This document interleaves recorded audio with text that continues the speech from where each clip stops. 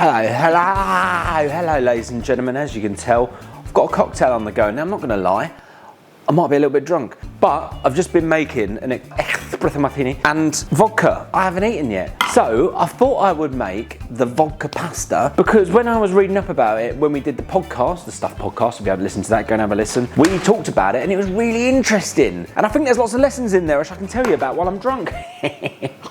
Right, first things first, I've got some water on in the back. So I'm just gonna salt that. I'm just gonna pop a handful of things in. Right, because I reckon I can make this sauce in the space of that pasta cooking. And it's a good lesson.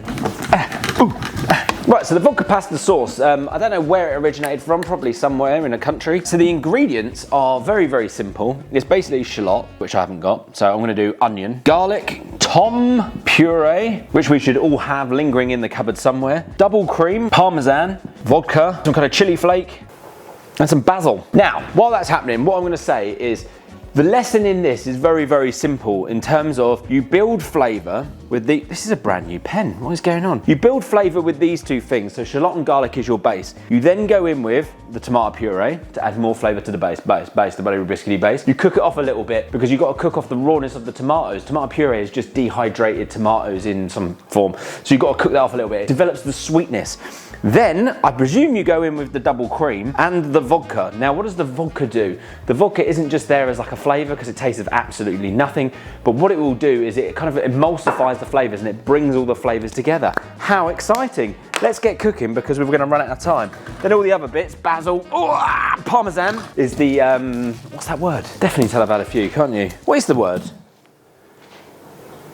Umami from the parmesan, basil, floral, yum-yums. I do quite like dishes like this though, because they all happen kind of like relatively quickly, and if you're not thinking, you're really gonna get stitched up. So, I'm gonna keep it real tradish, so I'm gonna go in with loads of oil, because you've got to have oil. It says shallot, but I haven't got a shallot, so I'm just gonna go half a garlic. Half a garlic? Half an onion. Definitely tell I've had a few, can't you? So fine dice this. Now obviously with shallots you could do it so it's super fine, minced down, but Daddy ain't got shallots.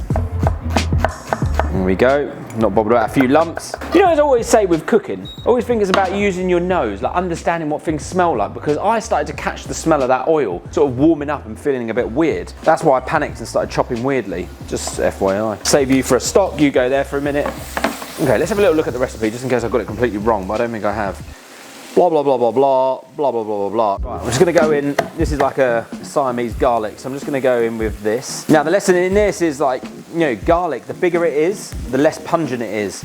So if you turn this into like a puree or almost a mince, then it's gonna be really honky-tonky. But if you're doing it just a little bit, like just rough chopped, it's not gonna be as strong. So you pick your battles. I'm going in between. Right, you go in at the same time, sweat you off. Lovely jubbly. Right, always season. Just give it a little pinch of salt at the beginning. Right, you need a healthy amount of this tomato puree because this is what is going to make the sauce. And as I said, make sure that you cook it off. Press it down, turn the heat down.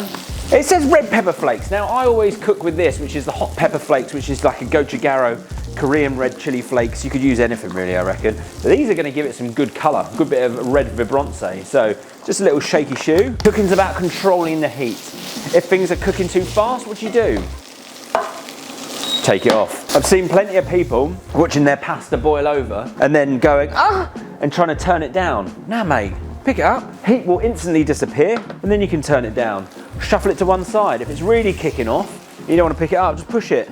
Go, hey mate, get off of there. Right, this is looking nice. In with the vodka.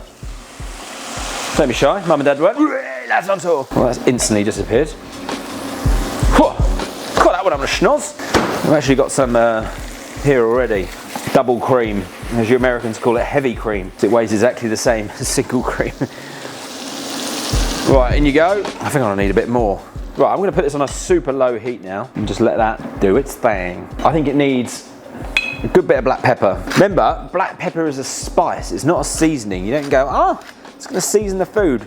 Pepper, it's gonna add that like punch. You know, a little bit. Think about it. Even when you say it out loud, it just sounds stupid. A little bit of pepperiness. Yeah, a little bit of heat. You've got that gochujang. These aren't massively punchy. So remember, always taste what you're using. Understand what you're using. Right, have a little go. What? I tell you what that vodka tastes like. You know when you cook with wine and you don't quite cook it off fully and you kind of just get on that subtle side of it. God, it's actually bloody delicious. I like to season as I cook, but sometimes if you're making a sauce for the first time and you don't season and you taste things, just understand what is going on. So Parmesan is gonna go in. I almost seasoned it again, but Parmesan's gonna go in, which is gonna give it that saltiness, give it that umami-ness, which is that sort of sense of savouriness. And then you can dial back the salt because you might not need to put so much in. That is great. Parmesan, when you add it to a sauce like that and then have a go, it just adds this, oh, I've got to draw a picture. Got to draw, right, you're off.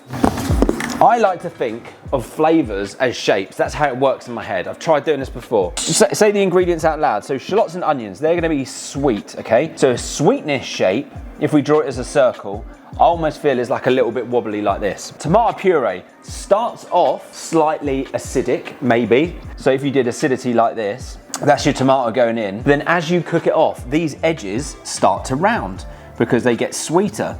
So this is all becoming one unified shape. Lovely. I hope this makes sense because it makes so much sense in my head. So you've started rounding it off just by using a cooking technique like frying it off, okay? So the vodka, what it's actually doing, instead of it being a taste profile, is it's working as a technique. In my head, what it started to do is to connect all of these into one uniform shape. So if you was to rub that out, we're almost back to square one, bringing all of that together, which is nice. Double cream is just gonna add some flab, so I'd almost say it fills in these holes here. And then you've got Parmesan and chili. So the Parmesan just amplifies all of this. So I'd almost say it's like colouring it in with like a thicker pen because it's going, yeah, this is good, this is good. Seasoning is going, yeah, let's fill in all these gaps and lift it all. Then all of a sudden, you're left with a shape that I feel like has just been rounded and is just wonderful. Does that make any sense? I just like to visualize flavors in my head. Okay, so pasta. One of those things that people go, oh, keep the pasta sauce, and then they have all those things of like gimmicks of like pasta water underneath the cupboard. The reason that you keep the pasta sauce isn't as like an act of seasoning, isn't gonna thicken the sauce. All it is just some salty lube that you can like long out a sauce. So this sauce is kind of congealed a little bit because it's got Parmesan cheese, it's got the double cream in it, it's thickened. So by adding just a little splash of that pasta water, it's like adding a flavoured water. That's basically all it's doing. You're not doing anything else. So I like to call it like a lazy grab so that you can see it's like a little bit looby in there. Crank this little sister sledge. Go on girl, 3,000. This is actually such a great little recipe. I love doing things that I've never done before. Maybe that's a series. Cooking things you never cooked before. Great. That needs nothing else. Got a little bit of basil here. Basil, when cooking with it, if you're gonna put it through a dish, put it through right at the end. Don't put it through at the beginning like you would like a parsley or something like that.